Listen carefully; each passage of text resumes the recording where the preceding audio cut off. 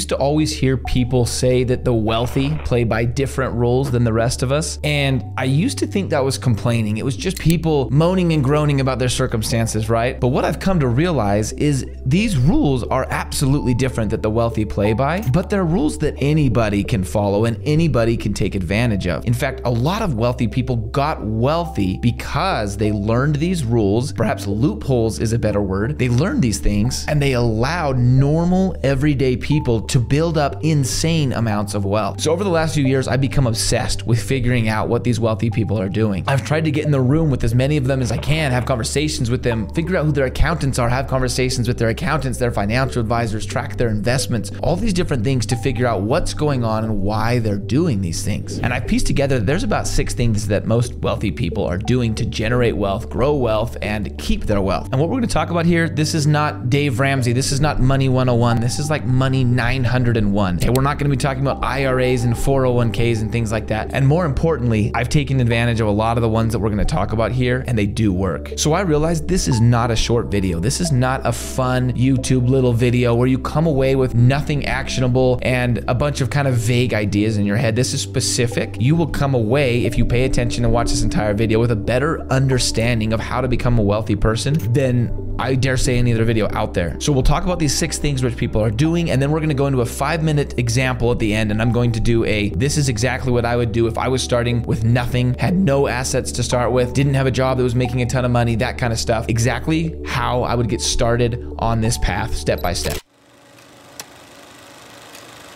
Principle 1 is the use of something called leverage. Now, you've probably heard the word leverage before. You've probably not heard often the word leverage described in terms of money and finance. What leverage is it allows us to magnify our efforts. So for example, if you're trying to move a large rock, you might get a large stick and you'll prop that stick under the rock and you'll go to the very, very end of the stick and you're gonna pull on that stick and it's gonna allow you to move a rock that you could not have moved otherwise. So leverage magnifies our efforts. Now, outside of just inheriting a bunch of money, I would argue that every single wealthy person out there used leverage in one of 2 different ways. Now, the first way is they leveraged other people's time. And what I'm really trying to say here is they started some form of business. Now, when you start a business, let's say you hire one single employee, right? And that one single employee is doing maybe a bunch of the tasks that you don't necessarily want to do or don't have time to do. And you're paying that employee $15 an hour. Now, while you're paying that employee $15 an hour, let's say that the work that employee is doing is generating you $20 an hour. So now you're making an extra $5 an hour by leveraging that employee and magnifying what you're doing. Now, this can be a small business with 3 or 4 employees, or this can be a massive operation like something that Jeff Bezos might create. But whatever it is you do, if you can learn to leverage other people's time as well as your own, you're able to magnify any amount of effort or time that you put into building something. Now, the second big way that wealthy people leverage is leveraging other people's money. And they do this through banks, or they do this through individual, like private investors. Let's say you wanted to build up a real estate empire, right? You wanted to become wealthy through real estate. So you saved up and you bought one single house for $100,000. Let's say that house is now generating you $700 a month in rent. Now you're gonna have to wait about 12 years while that house builds up income, right? To save up another $100,000 to buy a next house. So in 12 years, you buy a second home. Now you've got 2 houses, each generating $700 a month, and it's only gonna take you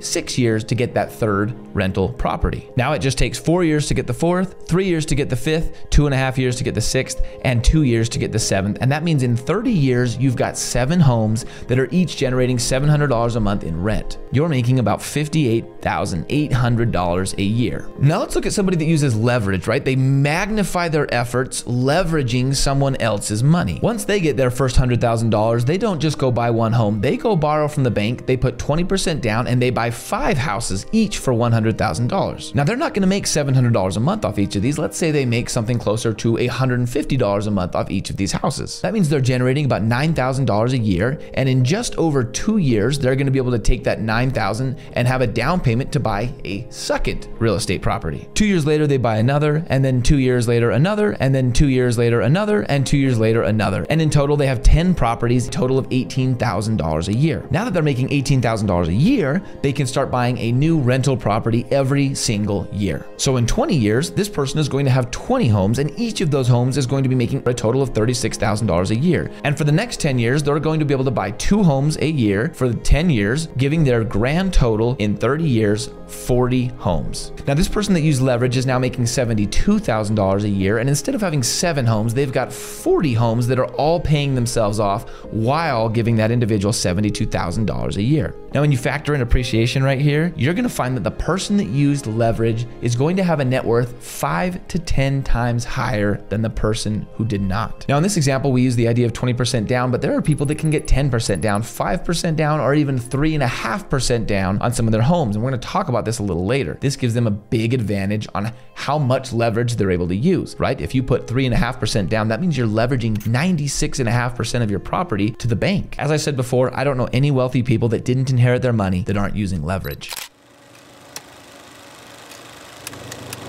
Principle number 2 is the natural progression of an individual learning to take advantage of leverage. If you've read the book Rich Dad Poor Dad, which I'm a huge fan of and think every single person should read because it's what mindset changed me when I was younger, but that book talks about the 4 quadrants. And these are the 4 quadrants of people making money in this world. Now, those quadrants are employee, self-employed, business owner, and investor. And the way he kind of describes them is there's kind of a group of 2 on the left and a group of 2 on the right. I don't think he describes it this way, but this is a progression that a lot of people take as they build wealth. Someone typically starts in the employee category. They're working a job, they're learning skills, they're growing. Now, the problem with the employee category is they save nothing on taxes, they pay the highest tax rate. And when an employee just knocks it out of the park and has an incredibly successful moment, they're very rarely rewarded in proportion to the successful moment, right? Maybe they get a 5% raise, maybe they get a promotion. Either way, they usually don't get rewarded nearly as much as they deserve based on what they did. So eventually people with real skills move into the self-employed category where they say, I can do what I'm doing and not let other people leverage me. I can leverage myself. Now, self-employed people, they can start taking advantage of a little bit of the tax loopholes and things out there, but they're still not really taking advantage of leverage, right? They're still kind of just on their own, doing their own thing. But eventually self-employed people start to establish systems. And once they establish systems, they become business owners and they start to hire people and insert those people into their systems. Now, business owners can take advantage of tons of different tax benefits on most countries' tax codes. Now they're starting to pay a lot less in taxes, and they're also able to start leveraging a lot more people's time. This leads to wealth. This leads to money being generated, and typically they start to make more money than they need if they're smart, right? Maybe they listen to Dave Ramsey a little bit on the side here. And that's when that excess money starts to turn into investments, and they start to take advantage of even more tax write-offs because the investment world is a giant handbook full of tax write-offs. And you can imagine a snowball just rolling down the mountain, getting bigger and bigger and picking up snow until it's just this giant snowball as it gets closer to the bottom. And that's what it becomes for people once they reach this 4th level in the quadrants.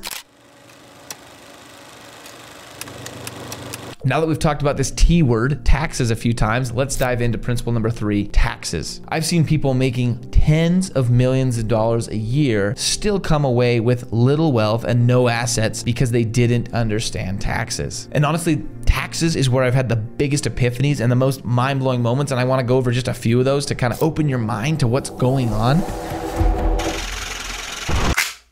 I remember when I first had a decent year, I just started my business. I'd kind of gone from self-employed to business. I had a few employees and things like that, and I had a pretty good year. I was making all this money, but I was using the same accountant that I'd been using previously. And that accountant was a number cruncher. They plugged in numbers and they walked away. I gave them how much I made, they plugged it in, and they gave me a number and told me to pay taxes. And it was a really rough year for taxes. Since then, I've gone through accountant after accountant after accountant, learning a little bit from each one and getting better and better at kind of understanding what the top accountants are doing for the truly wealthy people. So business owners and investors pay less in taxes. Always, always, always. And here's the reason. Business owners are able to pay much of their expenses, right? Just the things that we have to buy in life, cars, houses, things like that. They're able to pay a lot of that through pre-tax money, meaning they do that with money before they pay taxes, and then whatever's left over, that's what they're gonna pay taxes on. And that's a much smaller amount. A typical employee, right? A W-2 employee gets money and they instantly pay taxes. Taxes comes out very first from the whole amount of money they've obtained. Then they go do houses and cars and travel and stuff with what's left, but there's a much smaller pile left. So business owners use different things like paying for their kids, writing off the parts of their house that they're using for their business, even renting their entire house to their very own business so that their business can use their house and pay rent to the homeowner while the homeowner, also them, doesn't pay taxes on that. And investors do three similar things. First off, investors make their money through capital gains. They don't make money through traditional wages, and capital gains is taxed significantly lower in the US. The second thing I figured out is that these people that invest, they're able to choose when to take losses. Okay, what I mean by that is a big investor, let's say they'll go buy two stocks. One of the stocks loses them $1,000 and one of the stocks earns them $100,000. They'll take that first stock and they'll go sell it and they'll say, I have $1,000 loss. They won't go sell the second stock that made $100,000, even though theoretically they did make $100,000. They'll have a loss that year on paper, and what they tell the IRS is a loss. They say, I lost $1,000 this year, I sold stocks and I lost. On paper, that's true. And in reality, that's kind of far from true. And the third thing that investors are doing, that this was the one that really blew my mind, is depreciation. Now, business owners use depreciation too, and the theory behind depreciation is this. You go and you buy something like this microphone, right? Or my computer. Now, over the years, this computer starts to get older and it starts to wear out, and I'm gonna have to buy a new computer. So if I bought a computer for $1,000, then I can depreciate it, or I can say, hey, over the next 5 years, that computer is gonna get old and I'm gonna need to get a new one. So it's losing value and I need to not pay taxes on that value that I'm losing. Now that makes sense. What might make a little bit less sense is doing that on something like real estate, where you purchase a house. And technically, yes, your house, like a computer, is slowly deteriorating and getting older. And theoretically, maybe that house is losing value. But in the real world, that house is actually gaining value. Now, the way it used to work is you could break that property up into about 30 pieces and say it's losing about 1/30 of its value every year. But then they started to let people do what's called accelerating this. And what they do is they say, hey, I just bought this $300,000, $400,000, $500,000 property. Now, I don't want to wait and depreciate 1/30 of it every year. Let's say I owe $500,000 in taxes this year because of all the earnings that I've had. So instead, I want to depreciate this all in 1 year. Even though I bought a house that's going to appreciate, perhaps generate a little bit of money, I want to say that I lost $300,000 this year. And that's totally allowed. So somebody can earn $500,000 in a year. They can go take that $500,000 and they can buy a piece of real estate with it. And if they check all the boxes, which we're not going to go into too many details about all that, they can say, I lost money this year. And the next year they can do the same thing and literally never report earning any money ever, despite consistently growing a real estate portfolio. I can remember when I first heard about that one. That was probably 2 or 3 years ago when someone first explained that to me. But it didn't make sense to me at the time, but it's real. And just ask Donald Trump, it's real. And it's a strategy that thousands of wealthy people take advantage of to build up wealth while not losing money to taxes. And I'm not here in this video to argue the right or wrong of that. I'm here to tell you it's happening, and anybody can take advantage of it if they can do the right things to check the boxes. Now let's talk about the fourth thing, right? We understand that wealthy people are paying significantly less in their taxes because of the way they generate their money and because of the way they make their money show up on paper. But as you look at this strategy, you might think, well, eventually a tax bill becomes due. They're getting more and more money and more property, and they've got to sell and things like that. And eventually they need this money and the bill becomes due. And that's where this last piece of the wealthy tax strategy comes into play, and that's called buy, borrow, die. So you might say that if someone wealthy, let's say they purchased a piece of real estate, they purchased a property and they depreciated it and life was good, and eventually this property was now paid off. Well, if they want to go buy their dream yacht or whatever it is, they've got to sell the asset, right? And then they're going to pay taxes. That's when we'll get them, is when they go to sell the asset. But that's not necessarily true either. What they'll do instead is they'll take out a loan against the asset, and they'll take advantage of a few different IRS codes to make this work. But that's why we say buy, borrow, die. So let's say I'm wealthy and I have a $500,000 house. Now I know that if I sell that house, I'm going to have to pay taxes on the entirety of the sale. I'm going to have to pay somewhere close to $100,000 to $200,000, let's say. So instead I go to a bank and I say, hey, I want to take out a loan that goes against this house. And I want to take out a loan for, let's say, $400,000. Now, because I'm taking out a loan against the house, I'm not going to have to pay taxes on that. That $400,000 is just straight cash going into my pocket. Now I still own that asset, which means it's still going to be growing in value as well, which means every, let's say, 10 to 30 years, that asset might be doubling in value depending on where it's at. And each time that asset becomes worth more, I just borrow the money against the asset, and I don't pay taxes on any of that borrowing. And the asset typically can generate enough money to kind of pay that interest that I'm going to have to pay for the loan against the asset. So now we've got these wealthy people, they've got these assets and they're borrowing against the asset, right? And you would think, well, eventually it comes due, right? Eventually they die and they're going to hand it off to whoever their heir is or whatever their heir is. And now the tax bill becomes due. Eventually the government will win and get the taxes.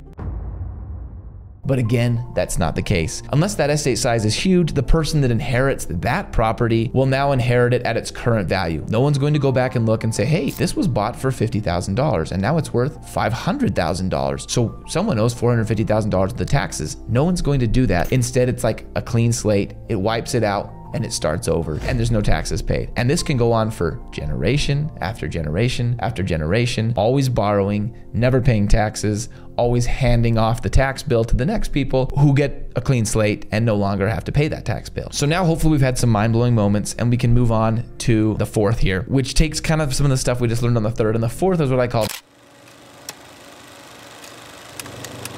double dipping. And we're going to talk about that with insurance, but this can be done with multiple different things. So you've probably been sold whole life at some point in your life. Someone has tried to sell you a universal or a whole life policy. I know I've been sold many of them. Most of us have. And for most people, they probably don't make a ton of financial sense. But these policies can be built in a way that does make financial sense for wealthy people and for someone that's moving into these investor categories. And let me explain. If you're not familiar with what a whole life policy is, you buy a really expensive insurance policy. For example, let's say I buy $1 million insurance policy. That's going to cost me about $100,000, typically paid out over a period of anywhere from 1 to 10 years. But there's something really unique about whole life policies, and that's that a portion of the money that I put into this policy is actually somewhat of an investment. And I don't think they're allowed to call it that. And I'm not a financial advisor, and I don't know what they're supposed to call it, but that's essentially what's happening. That money's being invested to grow, and you can pull it out and use it if you want later. You can create policies. Let's say we created a policy, we put in $100,000. I've seen it as low as $10,000, where let's say $10,000 of that goes to your actual life insurance policy, right? That's going to help you if you die or help your heirs or whoever it is with money after you die. But $90,000 of that goes directly into something different, and that's called cash value. And that's value that you can use, you can borrow, you can tell the company you want to have it back and they'll give it to you. And of course, I feel like I shouldn't have to add this, but I do. Obviously simplifying, we're excluding rules, we're excluding what might happen behind the scenes in a lot of these things, and kind of explaining how this works on face value, right? What's happening at face value here. So now I've got a life insurance policy that's worth $90,000 that I can pull out, right? I have that money, I can access it in a few different ways. That $90,000 will grow at, let's say on average, about 5% a year, which means in a few years, it'll be 95, and in a few more years, it'll be $100,000. And this is where things get interesting because I can double dip. Very similar to our real estate example, I can take that $100,000 cash value policy that I have that's growing, and I can say, I don't want to take that money out. I don't want to take it. I want to borrow against it. I want to say, I get a loan, let's say $90,000, but this is a loan. So I still have $100,000 in this life insurance account, and it's still growing, right? It's still growing at 5% a year, but I took out a loan against it, and I use that loan to, let's say, go buy real estate or get involved in some other asset purchase that's going to be generating me money and appreciating. Typically, it's going to be real estate, and I'm double dipping, right? I took that $100,000 and I used it to essentially do two things. I got a life insurance policy that's growing, and I've got a real estate property that's growing. And I can take the cash flow from that real estate property and start paying off that life insurance policy and eventually pay that off. And I've double dipped and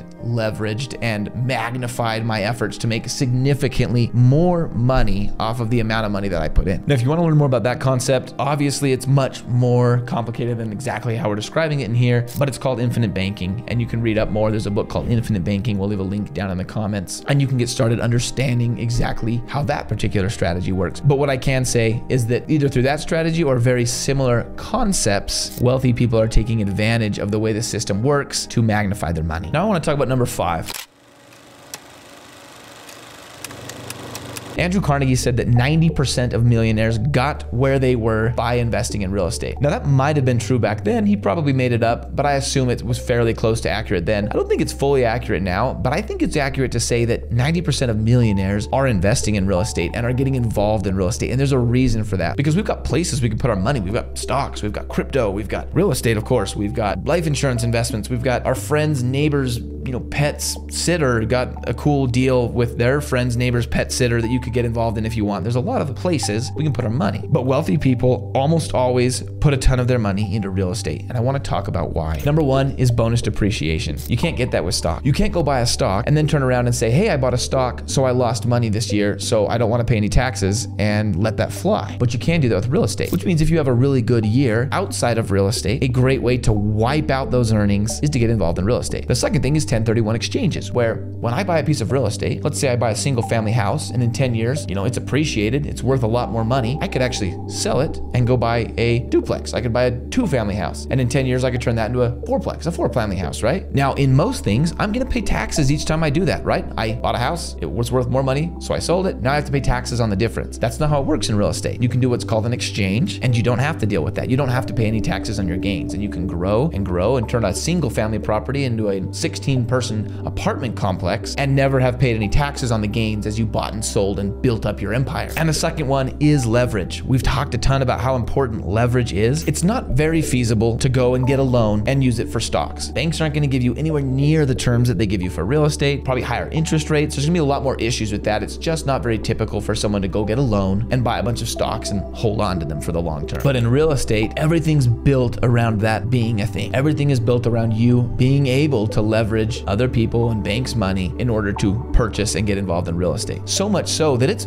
normal, commonplace in America for you to get a piece of real estate. You could buy a 4-plex for 3% down, and the bank would pay for 97% of that 4-plex. Now, the beauty of that is you're going to get all the gains. Okay, the bank doesn't say, okay, well, we owned 97% of the 4-plex, you owned 3%. So when this 4-plex appreciates, we want 97% of the new value, and you can have 3%. It doesn't work that way. It appreciates, and you get 100% of that appreciation of that new value. That is leverage, and that's really only available in such a unique way inside of real estate. And the second way that leverage works so well in real estate is leveraging other people's money, which is the big thing that we've talked about. That's rent. There's really nothing else quite like real estate where I can go out to a bank, I can get a loan where they pay for 97% of my house. I go find a tenant to put in the house. The tenant pays for 100% of the payment that I now owe the bank. Even better, the house appreciated double, maybe even triple its value over that period of 30 years, and I get to keep all of that. Rich, wealthy people put a lot of their money into real estate for a reason, and those are the 4 reasons. Now let's move on to the last one here, and then we'll kind of move on to a game plan. If you're watching this, you're salivating, which is where I felt like I was 5 years ago. I was learning all this. I was having my mind blown, but I didn't really have anything or a route or a path to kind of obtaining this. And that's how I want this video to end.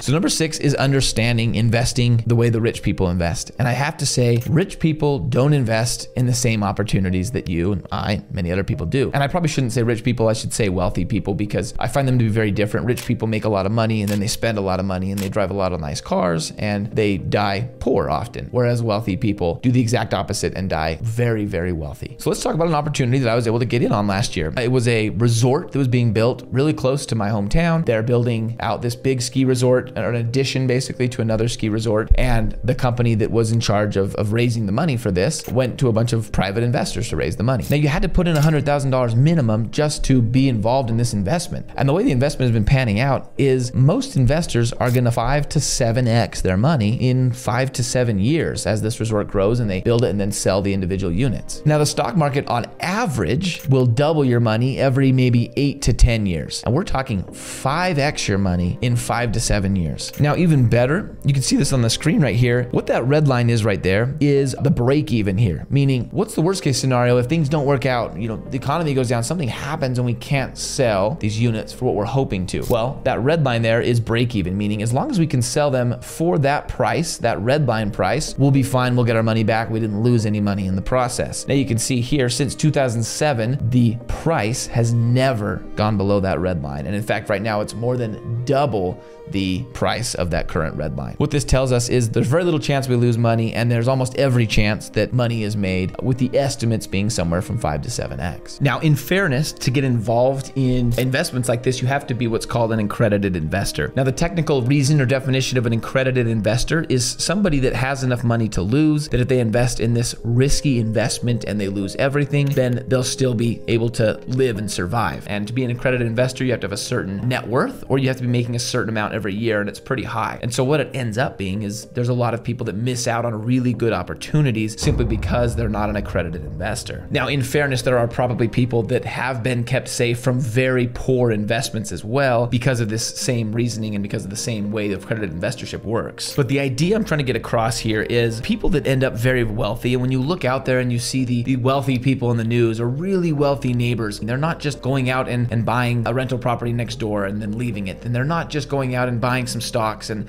that's, making them super wealthy. They're typically finding through connections and networking with other people of that status, they're finding really, really good investments that really a lot of other people don't have access to. And as I've started to get more, try to get more involved in what's going on here, I've come to realize it's all about networking and connection. If you can network with these high net worth individuals and you can build relationships with them, you attend networking conferences and things like that, and you actually grow and build relationships with some of these people, there are hundreds, probably thousands of investments that can blow the stock market out of the water that become available to you that you now get connected into. So for me, I've started to pay money, which is something I never thought I'd do, just for access, just to be in the groups and in the rooms with some of these really wealthy people. Okay, and that takes us to number 7. We're gonna do it for just 2 minutes or so. This is a much smaller concept I want to talk about, but I do want to talk about it. It's probably one of the biggest lessons I've learned about money over the last few years.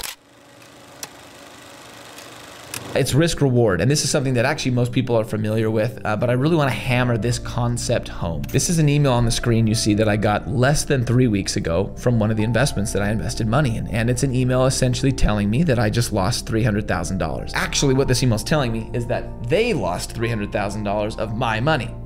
And I invested this in a while ago, and I kind of could see the writing on the wall of this already happening. But I do want to tap into an idea here, what I messed up on this investment and really a bunch of other ones. Wealthy people that stay wealthy and grow wealth through investing typically understand this one thing about risk reward ratio. If you're going to have a high risk investment, okay, and by high risk, I mean this investment can become zero, then the reward needs to be astronomically high. And this is why I don't invest any money into Bitcoin anymore, because while I still like Bitcoin and believe in it, and I'm holding the Bitcoin I hold, there's no longer this astronomically high potential reward, in my opinion, for owning Bitcoin. But there is still that possibility that Bitcoin loses all of its value. And if I'm being honest, this is true for a vast majority of crypto investments, where there is a very high risk of it going to zero, and that means the reward had better be astronomically high for you to be willing to take on that risk. So I can count 4 separate times over the last 5 years where I've invested in something that felt like a really good opportunity, and it could 3, 4, 5x my money, which seemed pretty good because it was beating the stock market. But because the potential was there for this investment to go to zero, it wasn't a good investment, and I ended up paying and learning that lesson the hard way, because more often than not, the investments that can go to zero seem to go to zero. So all I can say here is you've got to understand the worst possible scenario. On this big loss that we just had, I probably could have had a few conversations with really smart people, and they could have identified it within 5 minutes where that risk lay and how that money was at potential to be a loss of zero. And in my head, that wasn't even a feasibility.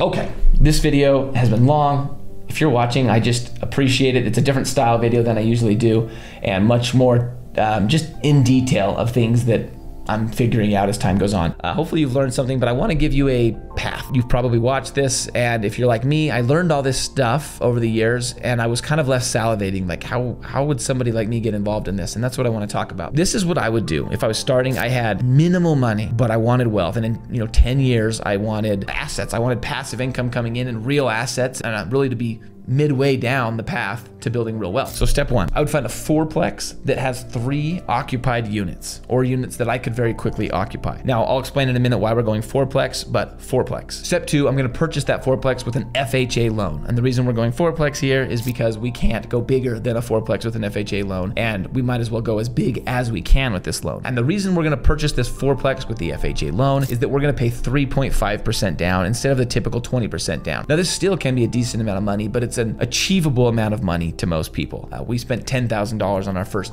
duplex, right? Using this FHA loan. You could probably get a fourplex for 15 to 20, which is a reasonable amount of money that most people over time can come up with. Now, it's important I said 3 occupied units because you have to live in this for a year. So you're going to live in the 4th unoccupied unit for 1 year, and you're going to rent out the other 3. Now, most people struggle to qualify for a fourplex. And if you go to a bank right now and you say, I want to buy this fourplex, and it's $400,000, $500,000, $600,000, they're going to look at your income and stuff, and there's a good chance that you don't qualify for an income to do that. But with this loan, you can take those 3 occupied units, and we can count the rent that they're receiving as long as we have a contract towards our income. So let's say the mortgage on this fourplex is going to be $4,000 a month, but those 3 occupied units are bringing in $3,000 a month between them. You can't count it all, but you can count 75% of it. So let's say we're getting roughly $2,500 a month, counting now towards our income, and that lowers that mortgage payment. That lowers it down to $1,500 or so, which becomes a much more reasonable number for many people to get approved for. Now you've got this fourplex, you're living in one of the units. Let's be honest, you probably don't love living in the fourth unit of your own fourplex. You've only got to do that for 1 year, and now you can move out. And you've got this fourplex with great terms. You only had to pay 3.5% down, and you can take that fourth unit, rent it out, and now it's paying for itself. Hopefully you found something decent, and it's also cash flowing and actually paying you a little bit of money every month, and you've begun your journey to wealth. Now you could save up money again, or you can do what's called a refi, which means you sit there and watch this fourplex, you stay there for 3-4 years, and assuming it grows at a 5 to 10% equity rate each year, what's gonna happen is, let's say 3 years, you own a decent amount of this fourplex, and you can actually pull the money out and refinance, and then you can, once again, take that extra money and go to the exact same thing with another fourplex, except now you're doing it the way wealthy people do it. And you can use that strategy and you'll start to see it snowballing. Let's say you can only do it once every 3 to 4 years in the beginning, but as it starts snowballing and you get 3, 4, 5 units, you just start to see every single year you're able to pull one of your properties and you're able to refi and buy another one. And in 10 years, you could be completely set with enough properties to retire very, very wealthy, and you just have to ride out the next decade or so while these pay themselves off. Word of warning, I do plan on putting out more videos like this. This channel typically talks about making money in traditional small business side hustle means. We took a little bit of a detour on this one and talked about becoming wealthy, not just making money using the internet. Thanks so much for watching. Let me know what you learned in the comments below.